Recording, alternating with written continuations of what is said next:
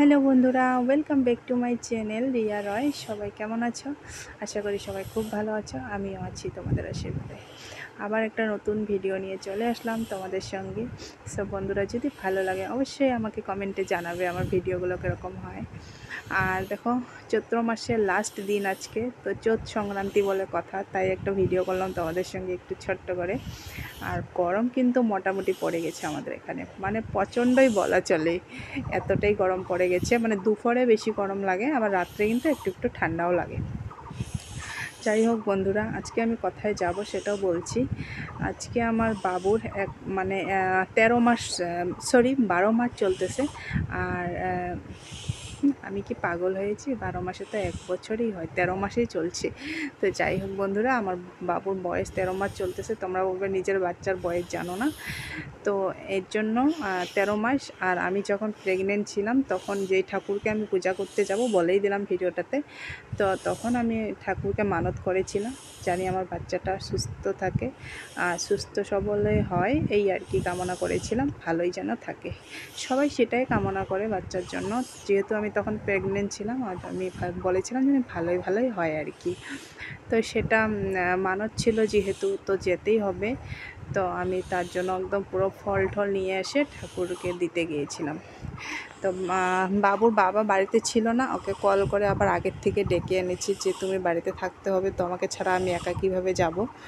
তো বাবুকে নিয়ে আর বাবাকে নিয়ে চলে গিয়েছিলাম মন্দিরে পুজো করার জন্য। তো সকাল সকাল উঠে সব কাজ সেরে আজকে রেডি হয়েছি। আর রান্না বাড়া কিন্তু মা করেছে, মানে শাশুড়ি মা বললো তুমি মন্দিরে যাও, আমি রান্নাটা করে রাখবো। আর এই দেখো, আমার বাবুর বাবার বাবুর পূজা করে চলে আসলো। আমি কিন্তু যেতে পারিনি, জানোই তো কিসের জন্য যেতে পারিনি। মেয়েদের যেটা প্রবলেম থাকে মান্থলি, সেই প্রবলেমটা ছিল আমার, তার জন্য আমি যেতে পারিনি মন্দিরের ভিতরে।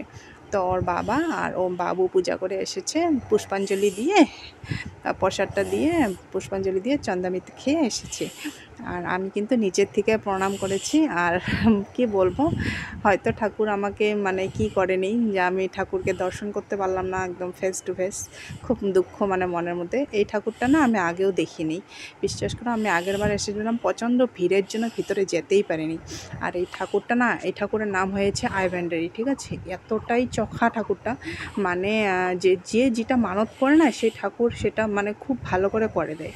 তো আমি এই ঠাকুরকে দেখে অনেক মানে ভয় পাই আর কি।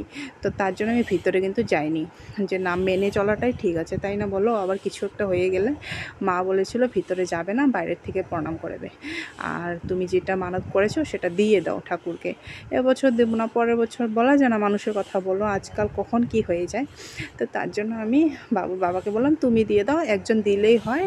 ঠাকুর বলে নেই যে ওই যে বলেছে সেই দিতে হবে, তাই না? আমি তো সব কিছু কিনে দিয়েছি, তুমি নিয়ে দিয়ে আসো।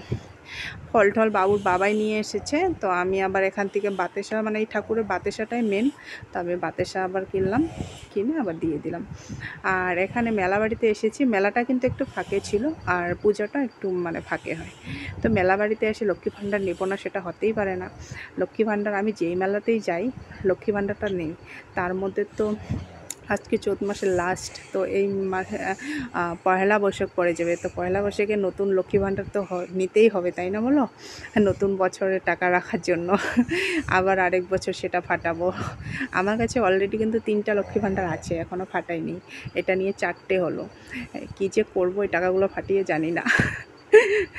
এই টাকাগুলো জমাইতেছি আমি ঘরের জন্য। আমি ঘর দেবো, তো তার জন্য বলেছিলাম তোমাদেরকে, এর জন্য তো জমাইতেছি। জানি না অতগুলো টাকা তো আর হবে না, তবুও চেষ্টা করতেছি অল্প স্বল্প মানে জমা করে, মানে বরকে একটু হেল্প করার জন্য, এই আর কি।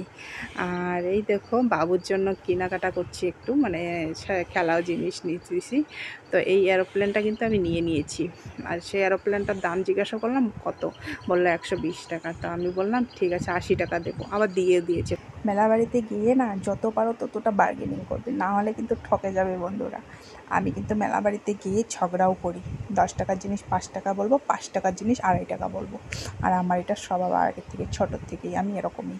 কী বলবো বন্ধুরা, বলো, দামাদামি না করলে ঠকে যেতে হয়, তার জন্য কেন ঠকবো বলো? আর কে কে আমার মতো আছো প্লিজ কমেন্টে জানাবে তো। আর বন্ধুরা, মেলার থেকে আমি কিন্তু জিলিপি আর কাঠা নিমকি নিয়েছিলাম, অন্য কিছু নেওয়া হয়নি। আর জিলিপির দাম ছিল 150 টাকা ছিল, তো আধা কেজি নিয়েছি আমি। আর কাঠা নিমকিটার দামটা মনে নেই আমার, তো যাই হোক, আমি এডিট ঘরে এসে করতেছি তো ভুলে গিয়েছি এই আর কি। আর এখানে বড়মশাইকে বলছি যে তুমি মেলাতে নিয়ে গেলে আমাকে কিন্তু কিছু কিনে দিলে না, খালি বাবুকে কিনে দিলে, আমাকে দিতে হবে সন্ধ্যা নিয়ে। তো ও বললো আবার সন্ধ্যা, যাইতেছি, দাঁড়াও, 3 দিন ট্রেনে জার্নি করছি, আবার আমি তোমাকে সন্ধ্যা মেলায় নিয়ে যাইতেছি। সেটা নিয়ে দুজনে কথা বলতেছিলাম, মানে তর্কও করছিলাম। আর এরকম তর্ক কিন্তু আমি করেই থাকি, বরের সঙ্গে তর্ক করব না তো কার সঙ্গে করব বলো। আর আমরা এরকম করেই থাকি, তর্কতর্কি, আর আমরা খুব মিলও থাকি, ঠিক আছে। আমাদের মতো ঝগড়াও হয়তো কেউ লাগে না, আর আমাদের মতো মিলও হয়তো, মানে 1 মিনিটেই ঝগড়া করি, 1 মিনিটেই মিলে যাই, এই আর কি। আর ঝগড়াটা কিন্তু আমিও করি, তোমরা বুঝতেই পারো আমার কথা শুনে, তাই না বলো? ও কিন্তু ঝগড়া করে না আমার সঙ্গে, ও কিন্তু খুব একটা শান্ত লোক, আর আমি একটা খুব চঞ্চল লোক। সো বন্ধুরা, অনেক পক পক করলাম, এই ভিডিওটা আর বেশি বাড়ালাম না। যদি ভালো লাগে অবশ্যই একটা লাইক করে দিও। Tata all, by.